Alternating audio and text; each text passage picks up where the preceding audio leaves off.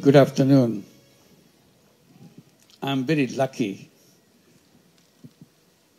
I'm lucky because this is my first meeting of BIMSTEC. And that meeting begins with the meeting with the young people. That's what makes me very lucky. All along, I tried to get inspiration from young people, and that helped me to move in the direction that I see in the eyes of the young people and the hopes and aspirations of the young people.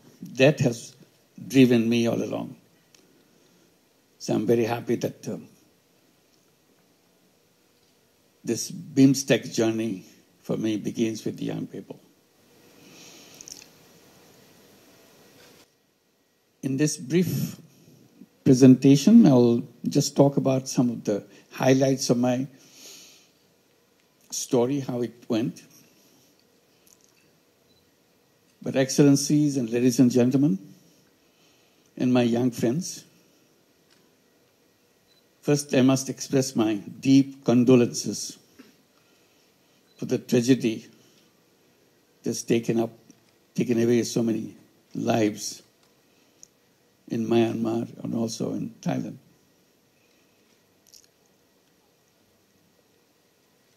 And this makes us aware of the limitation of our capacity to save people, and uncertainty, the way nature behaves, that we cannot track. We still have a long way to go, how to make sure we understand the nature and get along with it, making sure we can save people from the uncertainties that confronts us. Bangladesh is also a part of the area which is prone to earthquake. Luckily, we have not hit by such tragedy in Bangladesh yet.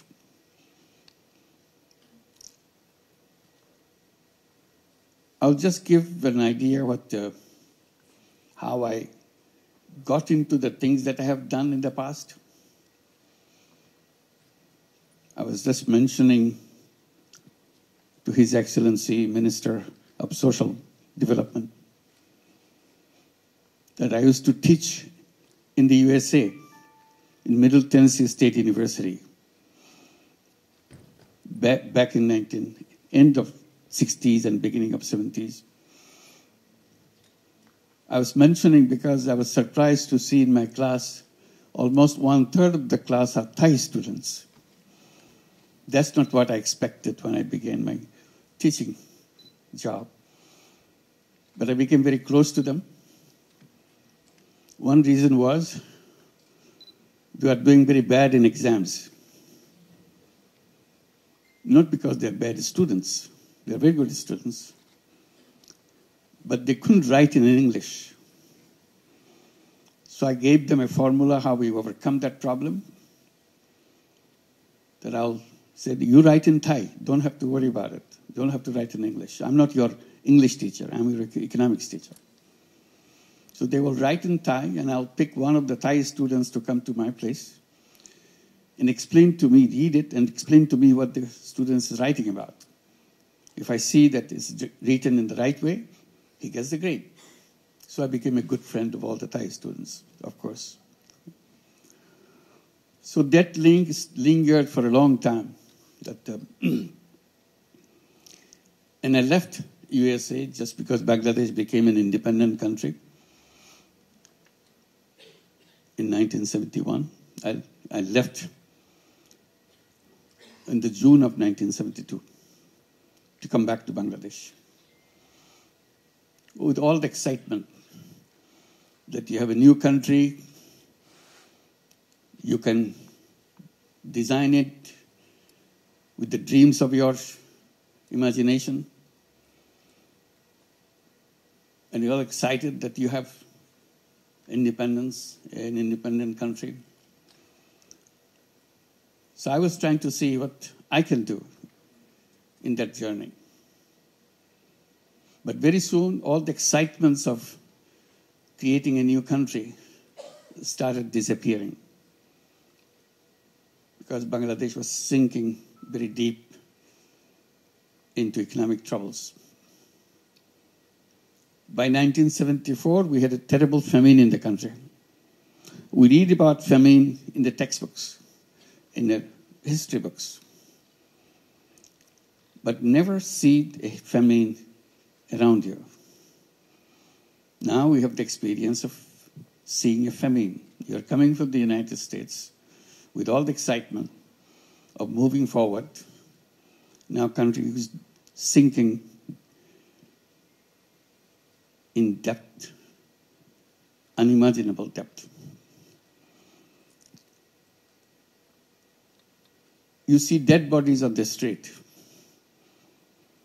It's not a disease, it's not COVID-19 which made them die.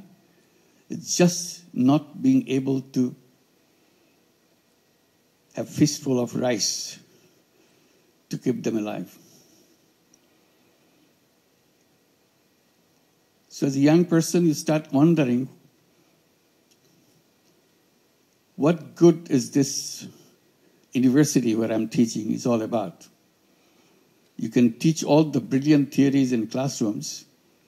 Walk out of the classroom, you see dead bodies. So it unnerved me completely. I didn't know where to begin, what to do. I did little thing here, little thing there, didn't work. Then I decided, Bangladesh is too big for me. I'm a small guy. I can't do anything for whole Bangladesh. But I can do something for the village next to the university campus.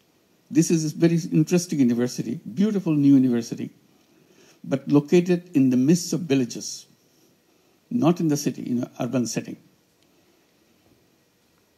So I decided this tiny village next to the campus is my Bangladesh. I'll do everything I can to make sure this village remains away from the deaths from hunger.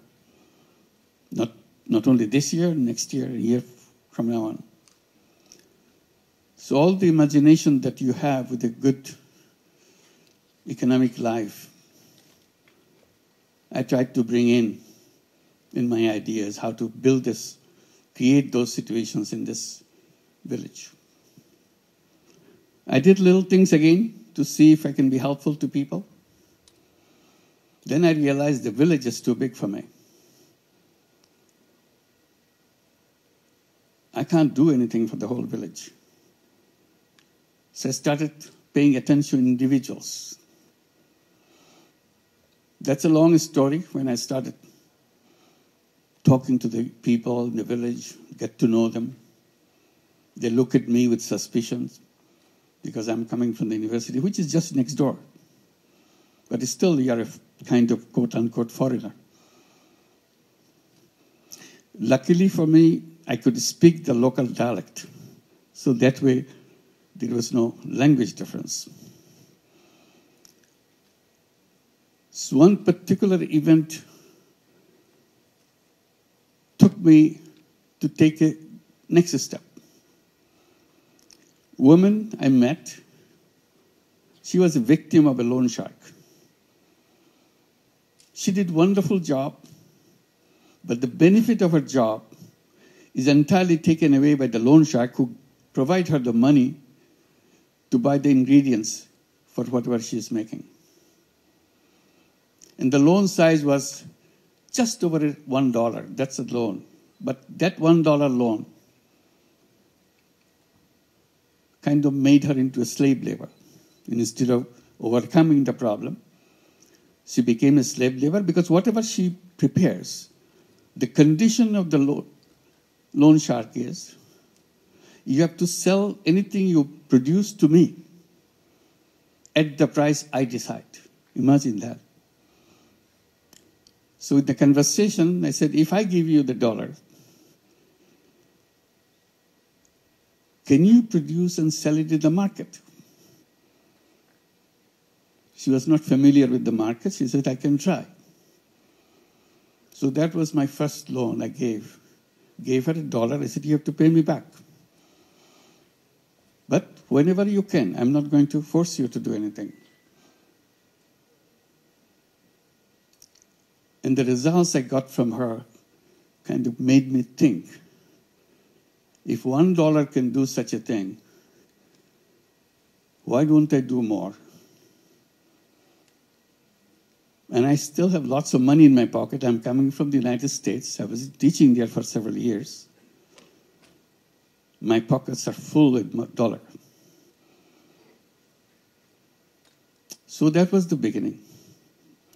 And it led to step by step, not only just lending money, but raising questions, fundamental questions. If this money, this dollar can change one person's life,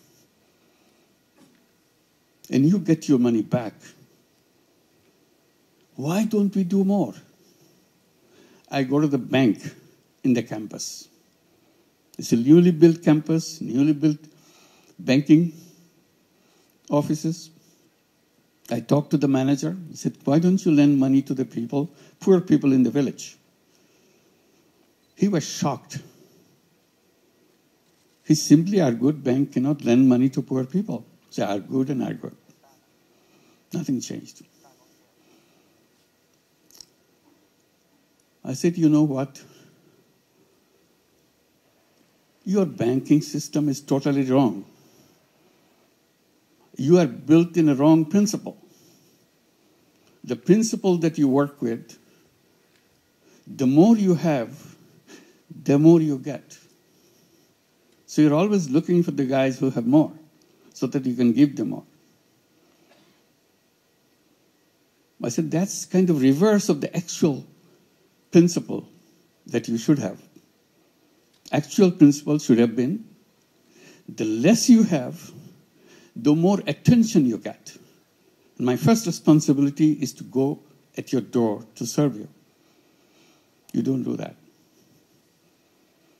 As a result, you create this problem for the whole village and for the whole country. Now I see it's the whole world. Same banking principle. The more you have, the more you get. If you have nothing, you get nothing. So stay there. The whole idea of transforming the society is killed right there. There's nothing wrong with people. They're full of energy, full of creative ideas. But the institutions are built in the wrong way. So I started becoming very vocal. Since I'm a university professor, I'm quoted in the press. I make it very, very sharp. People laugh at me. This crazy guy, don't understand any business, any banking. He keeps talking loud about something which cannot be done at all. Poor people need jobs, not money. I started answering that question. I said, money is more important than job. That became another root of my arguments. And I continue to do that. But for the time being, I'm saying not only banks should be made in a way that it should be focusing, started doing business at the bottom first and then gradually move up. To make it more focused, I started saying not only credit is important, it should be considered as a human right. People say, what bank loan has got to do with human right? I said, everything. Right to live, right to shelter, right to health, right to health. These are recognized as human rights. You cannot achieve right to food, right to shelter, right to health, all these, unless you establish right to credit. The moment you have the right to credit, others will be established by themselves, by people themselves. You don't have to bring it from outside, because credit leads to income. So that continued. I said, since bank doesn't give the money, why don't I create my own bank? So that is another route. We started with that $1 loan. Now I'm talking about creating my own bank. It took a lot of time. Finally, I created a bank for the village. Called it Village Bank. In Bangla, we call it Gramin Bank. That's the word you hear. Gramin means village, village bank. And I was very excited. And how do we get all this thing done? With all my students. I didn't have anybody else. My students loved those ideas. They were with me all the time. Continued with that. So it's established in the village. Then it started spilling over to the other villages and other villages. Soon we see it became nationwide bank. Everybody said, why do you do that? That doesn't do anything, this tiny little money, $5, $10, $20. That's not, I said, that's the beginning. First dollar is the most important dollar in everybody's life. But the world denies that money. What I'm doing, I'm just bringing that as a human right, that you can do that. As a bank, it's not a charity. Then I started arguing about the charity versus loan. I said, charity is a wonderful idea. Charity money goes out, does wonderful things. The money doesn't come back. So you have one time use your money. But if you invest and lend the money, and the person who took the money promises to pay you back with interest so that you can cover your cost, that's a fantastic opening. You can go thousands of miles with that. Nobody can stop you because money rolls back again and again. So use the same money over and over again. And I started saying, charity money has only one life. You can use the money once only. Money goes out, does a wonderful job, but never comes back. That's called charity. I say the same thing if I use it as a loan. I lend the money, I provided the funds, charge the cost of the operation, money comes back. Use it again. It does the same thing again. So you can expand and expand and expand. Reach out to millions and millions of people. It's very difficult to argue such things in the environment where banking means you have to be providing collateral. I said collateral is a wrong idea. It's a wall built to deny poor people access to bank. That's the only purpose. How dare you say that? I said, say it because I don't have collateral in my system. People take money, they pay me back. Oh, they will never pay back. I said, they have been paying back all my life. I have no problem. Oh, they will finally show you that you are not right because they will not pay you back. I said, I've been doing it for years. Many people are copying it. They are doing it for years. Just because you imagine something doesn't make it right. This is real. We do it all every day. So that's another road opened up. Banking without collateral.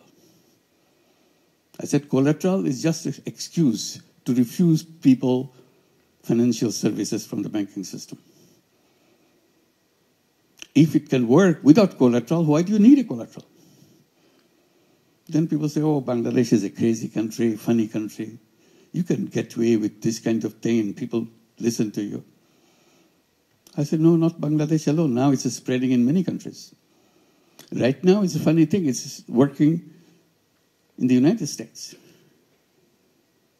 35 major cities in the United States have Grameen program called Grameen America. They have over 200,000 borrowers, all women, 100% women. In Bangladesh, it's about 95% women. In the United States, 100% women, not a single man in the whole system. Last year, we lent out over $1.5 billion in tiny loans. In tiny loans in the United States means under $1,000, $500, $700, and so on, and expanding. Very soon, we'll be arriving at a situation where we'll be lending out over $5 billion a year. That's the spread going. So this is, again, you're challenging the system to change the world. You cannot create a world with the same system.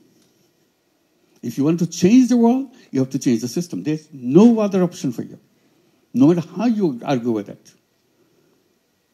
If you go by the same road, you'll always get to the same destination. If you want to go to a new destination, you have to build a new road. So that became another issue. We continued with that, and when we have this system working in Bangladesh, we saw problems with children, healthcare, education. So we started adding these things. First thing we did about toilets. Poor families don't have any toilet. We said, if you are a Grameen Bank borrower, first thing we do, you must have a toilet. And we lend you money to build the toilet. They said, well, how do we pay it back? Don't worry. You pay a tiny, tiny little bit. So small that it doesn't bother you anymore. But over years, you'll pay us back the entire amount. So we built a company to produce toilet and install in every single house, the Grameen Bank family house. So toilet became an essential thing in Grameen families. And we had no problem with giving the money, spending the money, and getting the money back. Then we started giving them housing loans. Again, the same principle. We build a house, you build a house, we give the money, you pay over a long period. Then we started bringing health care through health insurance. You pay a tiny little bit, but you're covered under health insurance.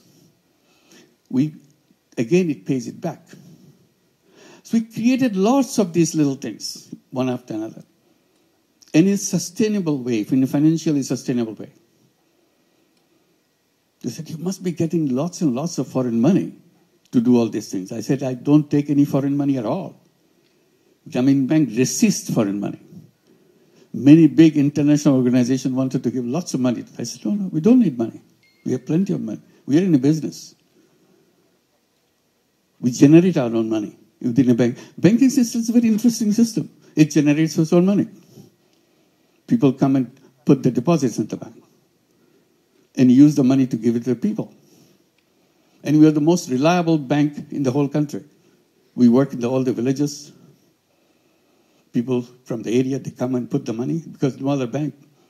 So we have lots of money coming in. Our problem is not shortage of money. Our problem was a surplus of money. They put the money in, but we don't know how quickly to expand your business because your business is fixed. It has to be poor women. They have capacity to take money is limited. So it's a very reverse kind of experience. So this is one area. We created all these businesses. We created these programs, turned into businesses. Toilet business, so it became a commercial business. We produce toilet and sell it to borrowers. Healthcare became a separate business. Housing became a separate business. So along the way, we created many businesses. And people keep asking, how many businesses can you run? You must be making a lot of money.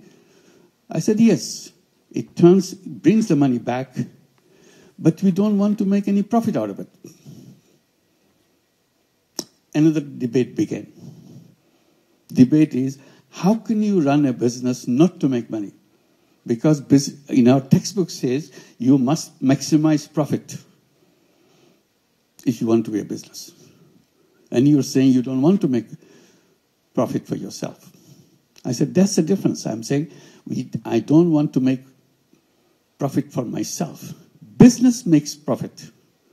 Profits is rolled into the business to expand the business, to reach out to more people, provide more services.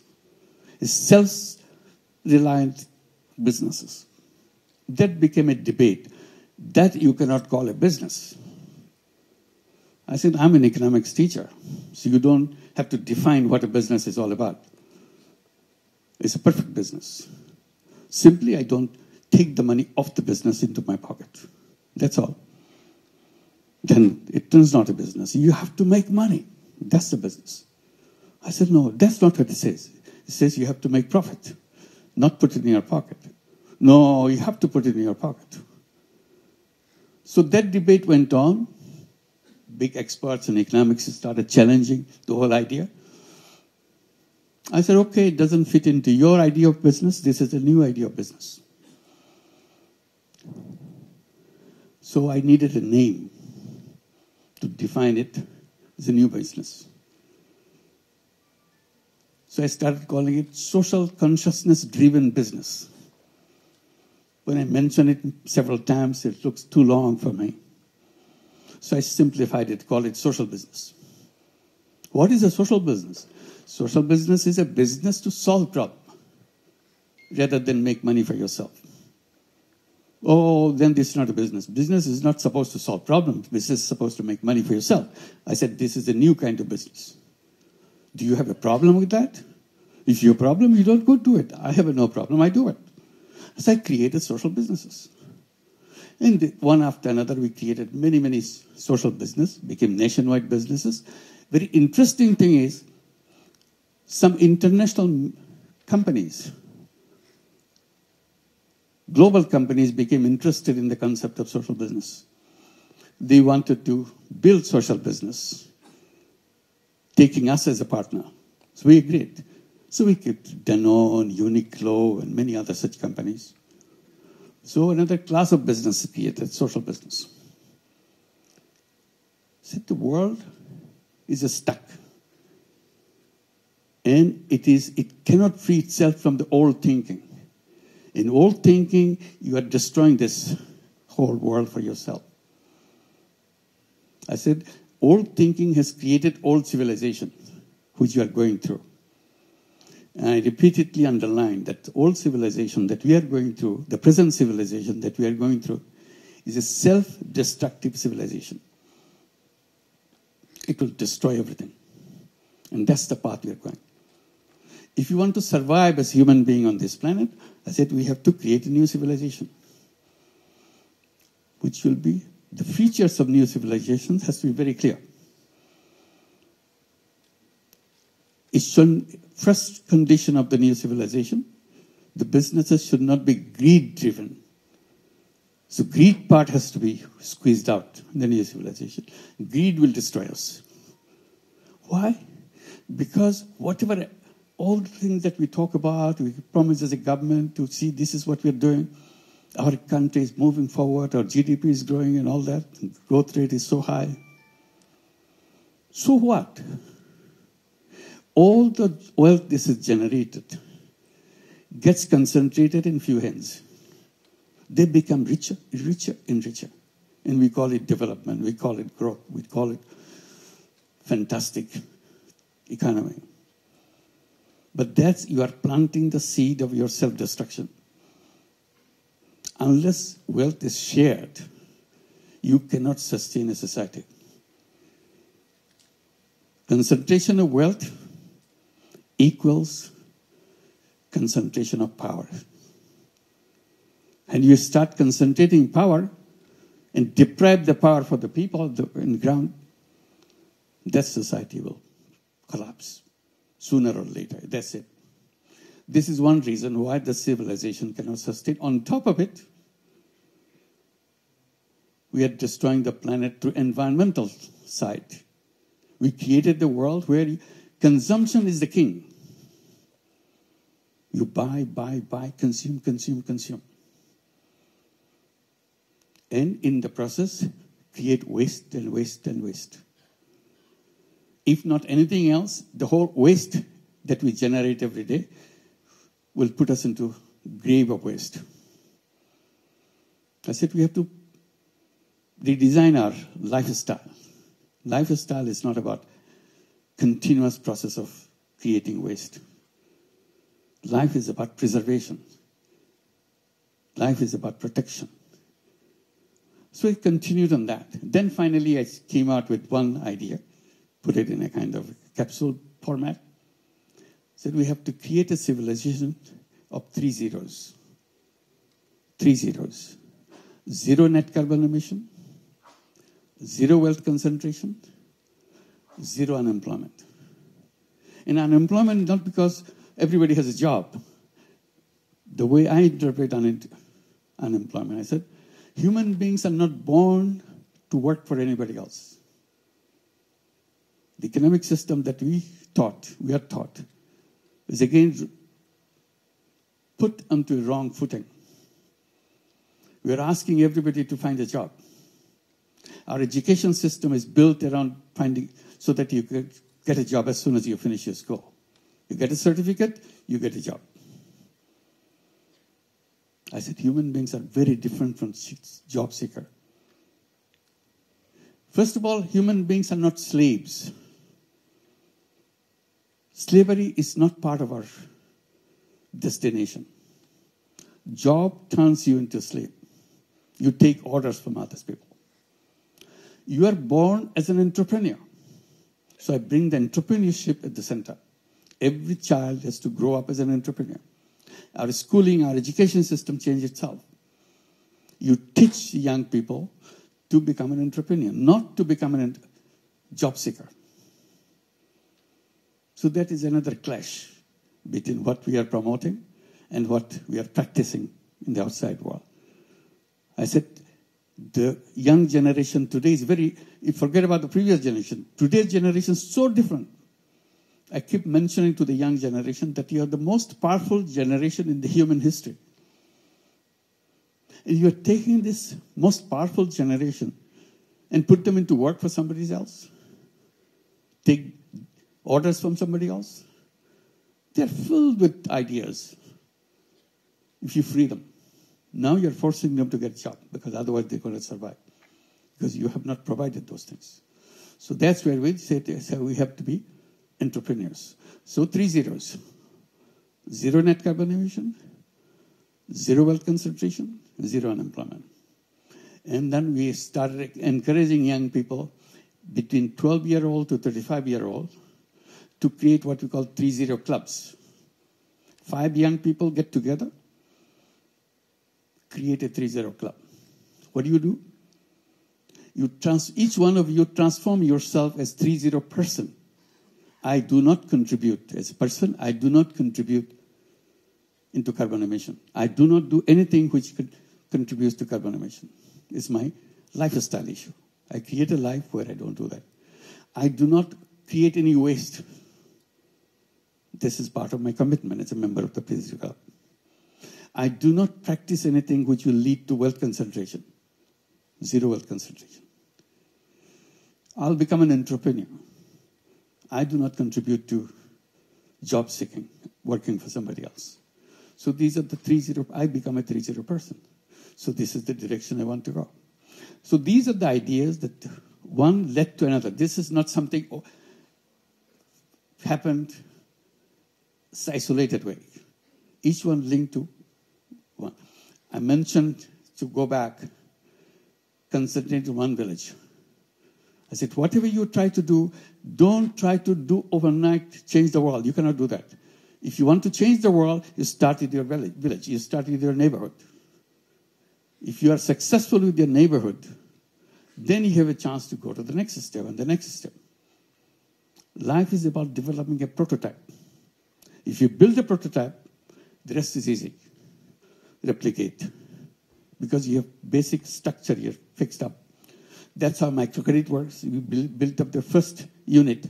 If the first unit works, you can make thousands and thousands of units doing the same thing.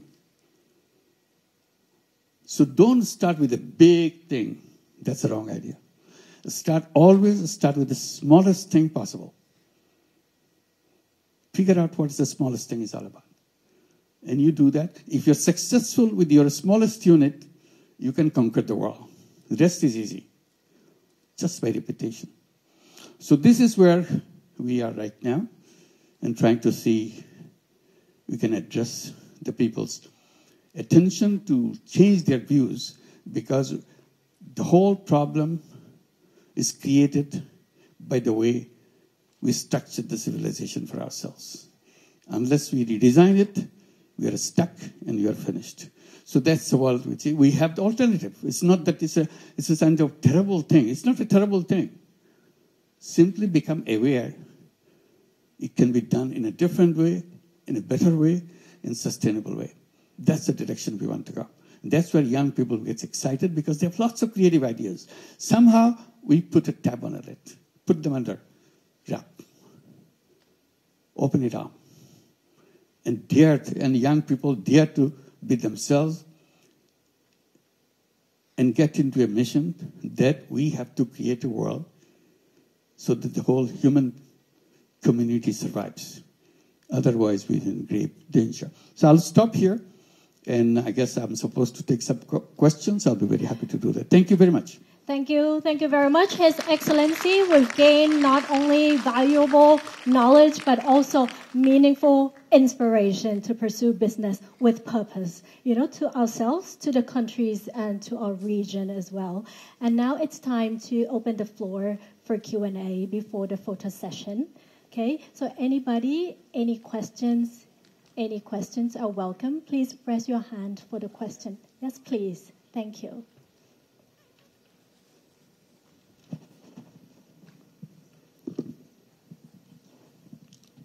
Okay. Hello, Your Excellency.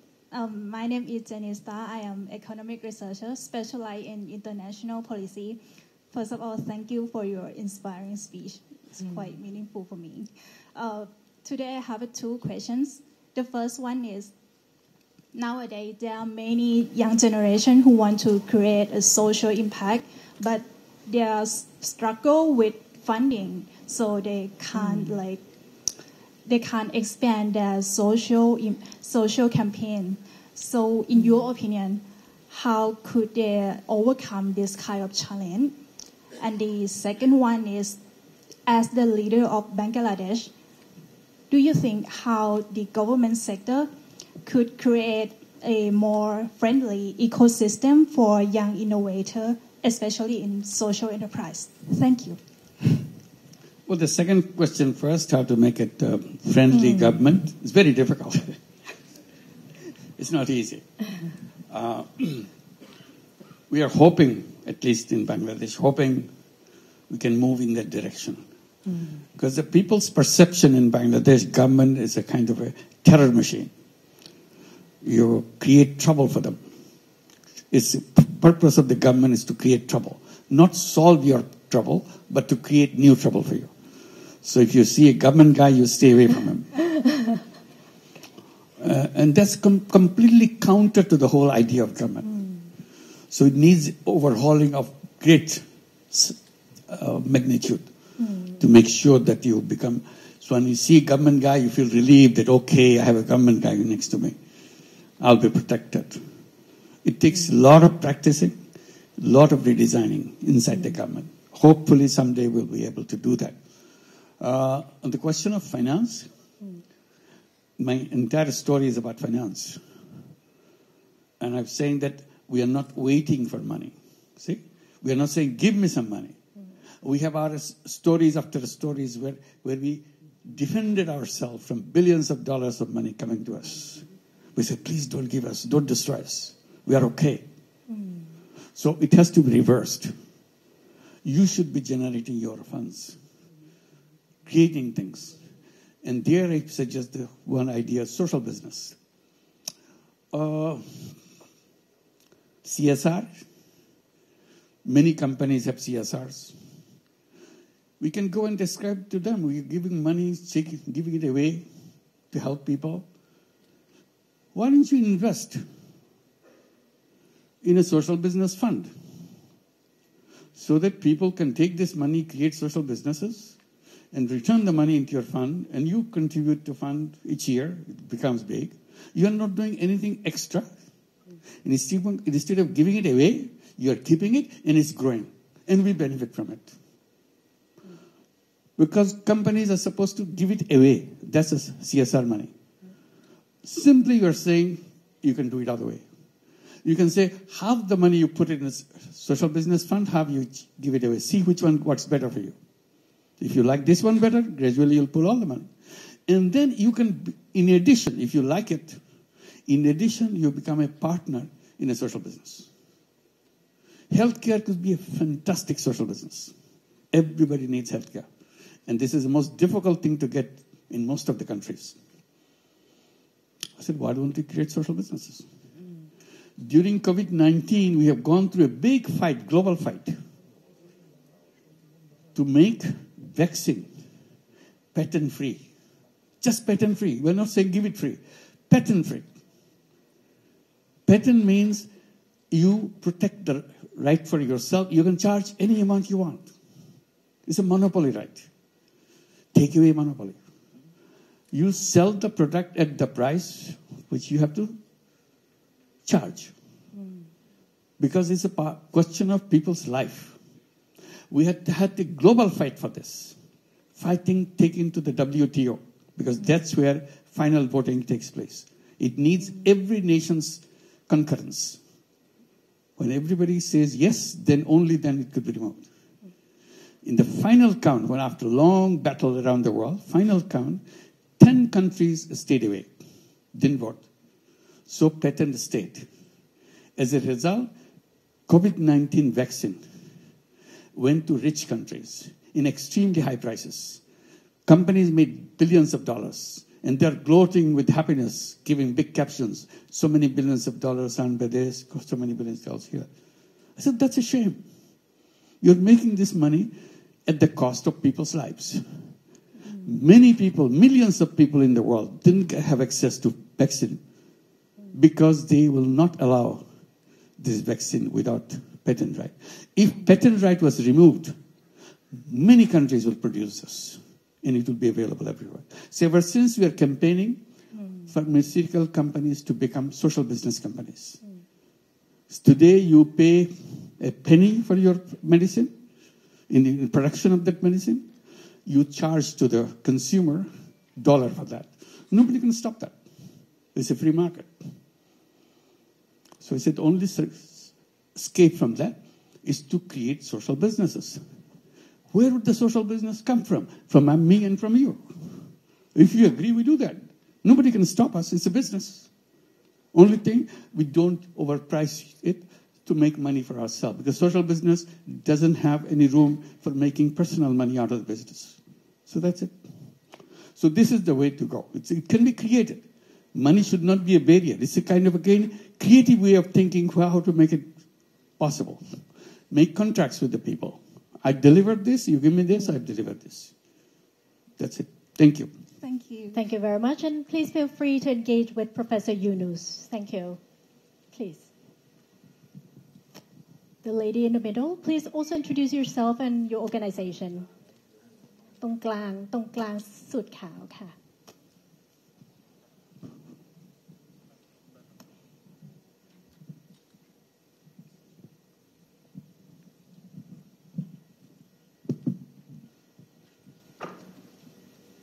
First of all, Salam Alaikum. Good afternoon, Prime Minister. I would like to have, I'm Fatima from Asia Medicare Group Company.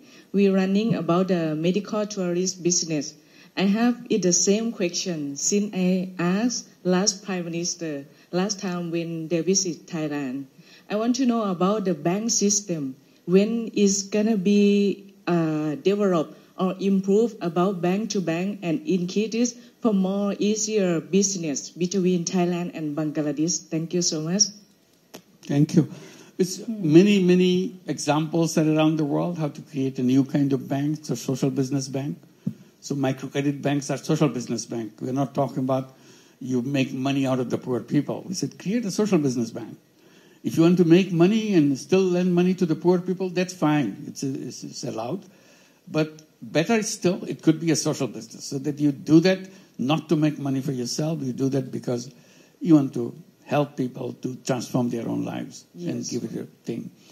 And we keep saying that, like in the universities, in the colleges where students come, I'm saying they should be entrepreneur. In every school, they should have a social business fund. So the students who will become entrepreneurs, they will come with a business idea and go to the school fund to try it out, practice it. It's a tiny little model that they would like to do. And if it's successful, they can attract funding from other people. But the school should be able to provide this funding so that you can start a new idea while you're still in school. Because that's where you should be preparing yourself as an entrepreneur. And people say, why should they do for social business? I said, at this time, I'm not saying it should be all social businesses. They can do money-making businesses too. But the fund should be there so that they can practice it. But I will encourage young people to solve the problem of the world. They have to have a mission, purpose of life. Purpose of life could be, I will make lots of money. That's my purpose of life. Okay. But another purpose of life, I will change the world. Things that happen, they don't have to happen, because I will come up with an idea which removes all these problems. And history will record that I made this thing, and as a result, the world has changed.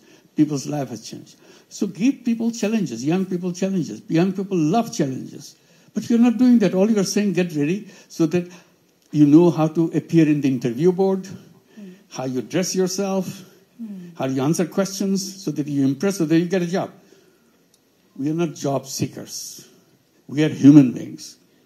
We are full of entrepreneurial capability, full of ideas. That's what the education system should be. Thank you. Thank you so very much. much. Thank you. Thank you. Yes, please. The lady in the front.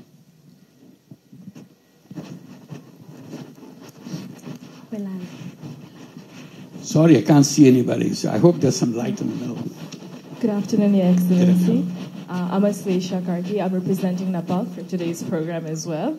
I had a question for you. It was really interesting when you said the 3 zeros, but something that struck even more to me was the part where you said 0% unemployment. So, as a fellow young entrepreneur, I do think entrepreneurship is something we have to talk about more and get more people engaged. But at the same time, as an entrepreneur, I know I need a lot of help from fellow other members in the community as well. So could you elaborate a little more when you said we need to be more prone to entrepreneurship than employment? Thank you. One is you are, as a young person going through this education or whatever experience you're going through, you're always thinking, what is that I'm going to do? Oh, I like this, and I'll become a CEO of this company finally. I enter the bottom, and I'll do that. I'm a very talented person. So that is very attractive. Or I see this problem. People work very hard, but they don't get the return that they should get because of the system, the banking, because of the system, the legal system. They're pushed away from the mainstream. So I'll create something so that they will go very easily with a happy life. I'll come up with an idea which will transform their life. If I can transform one human being's life, my life is worth living. If I can do it for many, many, of course, that's what I'll feel happy that I have done something which touched people's lives. Otherwise, I can do things, I make money, have a big exciting life for myself, but people have nothing to do with you. You never held anything to do with anybody. So you have to choose which one you're looking for. So one of the purpose of education is to find your purpose. See, in the entire education system, there's nothing called what is the purpose of your life. They will make you expert in everything. But never ask the basic question, why I'm here? What am I supposed to do? Do I have choices? How do we choose my path? I think that will be the first question in the education system. The day you enter grade 1. What is the purpose of my life? And I search for it as I go. And I battle with my colleagues. I tell my colleagues, this is what I do. My friends in the class say, no, I want to do this. Other friends say, no, I want to do this. And my ideas keep changing. Next class, I'm much mature. I know what I want to do. But still brighter ideas keep coming in the debates and so on. Because this is a fundamental question each class asks itself. And we record it. So the next year we read that, what we used to think about last year. Has anybody changed his mind? Yes, I've changed my mind. This is what I want to do. Record it. So as we go, how our minds develop. Ultimately, I have to find the purpose of my life. It's a very short period. It's not a long period. But within that short period, I have to reach the goal of my life. Making money cannot be a goal of life. But if you want, put it there. I want to make money. Go ahead. But you listen to others, what they want to do. I want to change the world. I don't like the way it happens this way. I don't like the way I don't like the war. I don't like this. I want to create a world like this. That's what it will happen. Imagination. That's the key word for every young person. Imagine. Imagine the world that you want to have. Imagine what you want. That's the part of your growing up. By the time you're mature, you're ready to go, you have your ideas matured. If you imagine, whatever you imagine, it will happen. If you don't imagine, it will never happen. Imagination is a big part. That's the most important ingredient in every single human life. Imagination. Thank you.